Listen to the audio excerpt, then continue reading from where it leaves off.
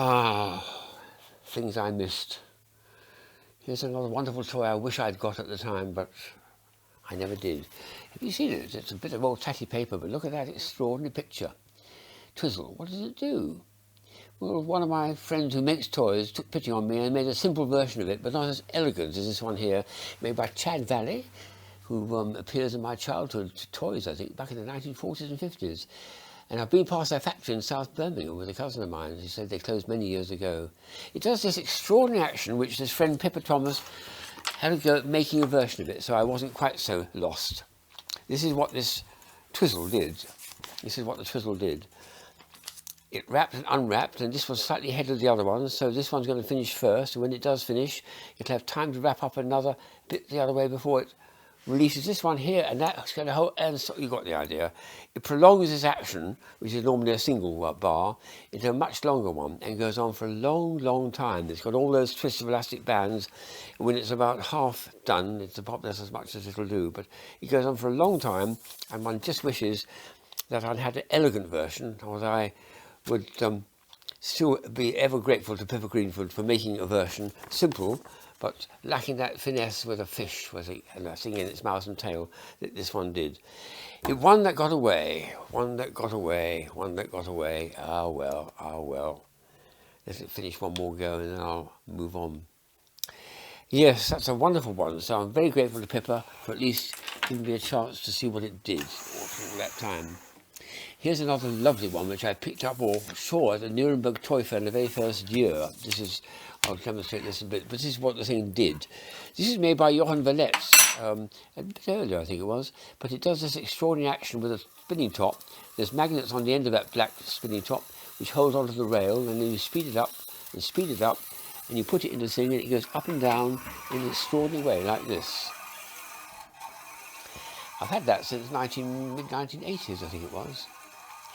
Now, the very first year I went to Nuremberg Toy Fair, 1980 or 1979, there was a German inventor who'd made a version of this which had leads going in from mains or perhaps from a transformer. It was electric, and this is the brochure. And it was, 1981 it was, second year at Nuremberg. How on earth did that work? You can see the mains leads going in, and this was electrified. My guess is, this is only a guess, is that if you had some sort of resistive type of metal on this, so that it made a nice drop of voltage as it went down. So it might have started as plus 50 volts above Earth, down to 40, 30 to 20 down to Earth, with 10 volts in between each twist, and there'd be enough current to flow through there to make it perform. Just to give you an idea, here's a very old toy I picked up at the same time, which is very well known and still being made, and it's a little bit similar, but it's not made as a spiral, it's made as a rocking thing. Now see what's happening there. You've got a battery inside, and those two rails are about 3 volts between them, and it's then powering the light. But it could power an electric motor, as this one must have done in this picture. So how on earth could it not work? It's extraordinary, and yet it's a very subtle thing that it should work. So I do feel the trouble with the man who invented it was an inventor who didn't know how to treat the public or the buyers, and he dismissed many of them, and it put them off trying to do any business with him. So the next year, when I hope to see it all up and running, it didn't appear and never has appeared again. An electrified version of this wonderful Spiraculum, as he calls it, my friend. And it's something I miss and just wished I'd managed to get hold of a sample of it, but no such luck. Well, there we are. Sometimes you've got to be a little bit careful when you're looking at literature to see in case you overlook something. This is a very glossy one which contains rather dull stuff, to be honest. It's very colourful, but there's nothing there that attracts me to want to be able to buy it. And I was about to throw the sheet away. I was given it at one of the trade fairs, and I thought, hang on, there must be something else there. And sure enough, I've hidden it with my hand now. There's an absolutely brilliant little idea, which is so much better than any of the other stuff, which is this. Imagine you come into a certain person's front door, and this is what greets you. A handle, which is a blue hand. Well, it's a blue hand. You've got to shake that, or you've got to twist it in order to unlatch the door and open it up. Nowadays, they'd probably add some voice chips over, hello, how are you, come on in, or something like that. But a lovely idea to have a door handle, which you have to, as it were, shake the hand in order to enter through the front door of a person's house. If I ever saw that, I would want that very badly. I have got one on my front of the house, but I've got several interior doors where I could do it. So, in fact, my bathroom has a novelty handle to it, but I'm always looking for something a little bit quirky to anything else.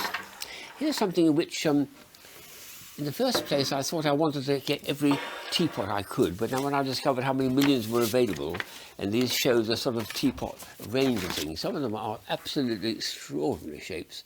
Some of them, I mean, that one is a very clever idea indeed. Look at it, it looks like a cup and a saucer, but it's actually a teapot. Goodness me. There's so many bizarre shapes, I thought I can't collect these. What I can collect is pictures of them. So that's what I've done. I've got about several sheets of this stuff here, all showing bizarre shapes of teapots. I don't want to own any of those, but I'm more than happy to have a picture of them to amuse people to see what a totally bizarre shapes you can make a teapot. You can make a teapot in any shape in the world. In fact, you might try with a design team to say, can you invent a teapot that can't be made, as it were, because it would be a very, very difficult sort of thing to stretch. There's so much inventiveness going on here.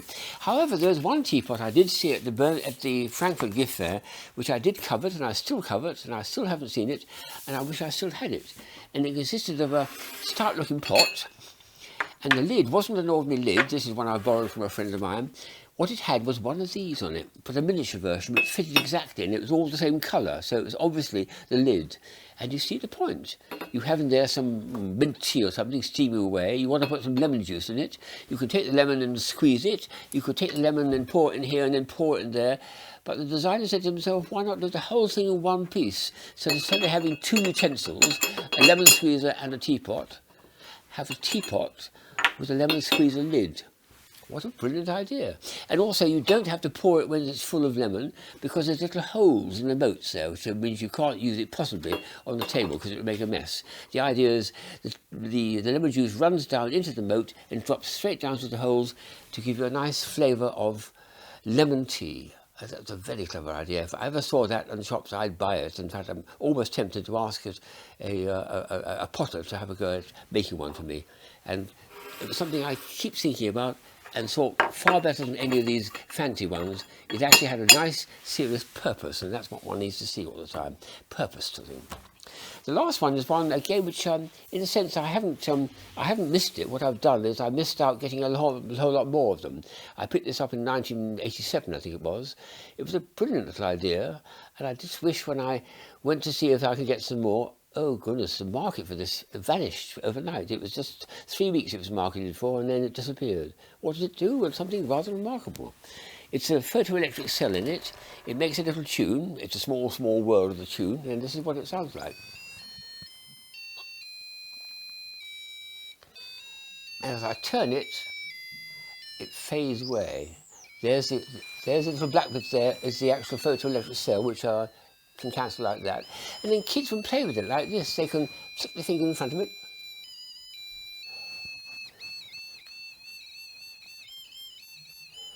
So you do all sorts of bizarre things by just changing the amount of light that hits them and makes strange effects. Ooh, very strange. Lots of play value. Wish I had a whole lot more. I've only got the one. Oh well, anyone going to make any more of these? I'll buy 100.